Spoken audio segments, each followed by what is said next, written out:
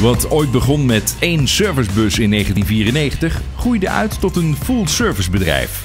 Met 2 vestigingen, eigen engineering-afdeling, eigen spuiterij en vakmensen die streven naar een first-time ride policy. Janssen Hydrauliek bouwt hydraulische systemen en oplossingen op truckchassis.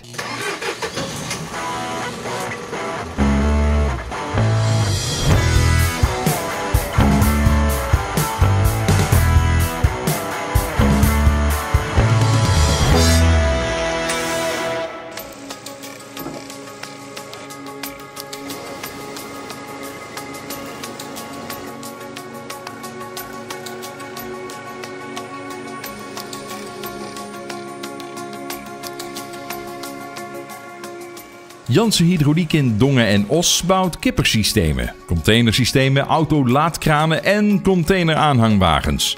Een specialisme waar ze bij het Brabantse bedrijf goed in zijn. De meeste klanten vragen ons een oplossing met afzetsystemen, laad- en lossystemen in de vorm van kranen, haakarmen, kabelsystemen. Verder hebben we dan nog oplossingen in de vorm van opleggers in allerlei soorten en maten.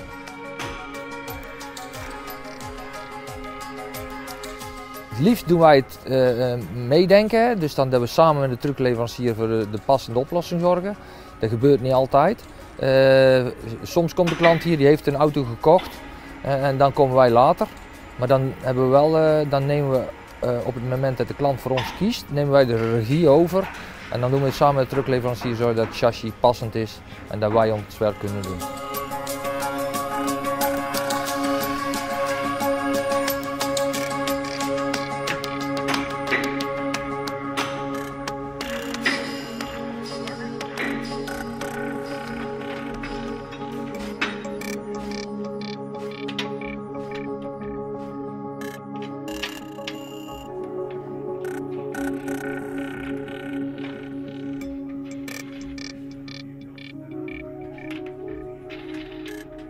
Deze auto komt van de fabriek van Mercedes af in Duitsland. Die heeft een bepaalde weg bewandeld, is bij Veldhuizen geweest. En Veldhuizen heeft de achterste stuurbare as naar achteren gezet, waardoor we meer tonnage krijgen.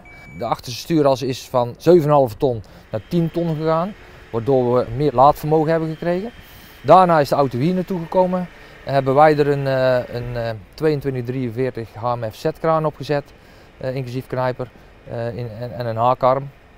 Een 25 tons VDL, waardoor de klant zijn werk ermee kan gaan doen. Wanneer een vrachtauto uit de fabriek rolt, begint eigenlijk pas het bedrijfsklaarmaken van de wagen. Elke klant heeft specifieke eisen en wensen. En bedrijven zoals Janssen Hydrauliek bouwen de wagen zo dat de klant er exact mee kan doen waar de praktijk om vraagt.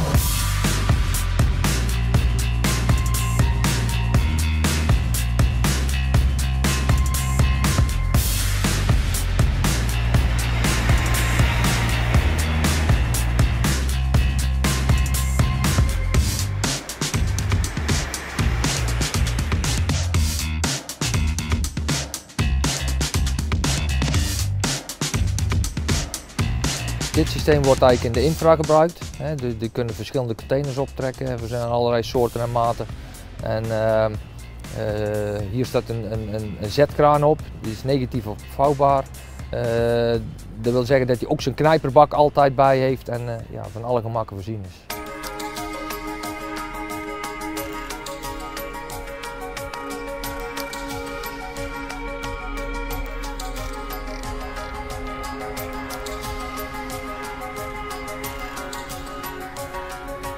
Kranen en afzetsystemen hebben ook een jaarlijkse keuring. De kranen worden op verschillende punten gecontroleerd, op speling, op pennen, op lekkages, veiligheid. Is geen verplichte keuring, maar is wel heel wenselijk.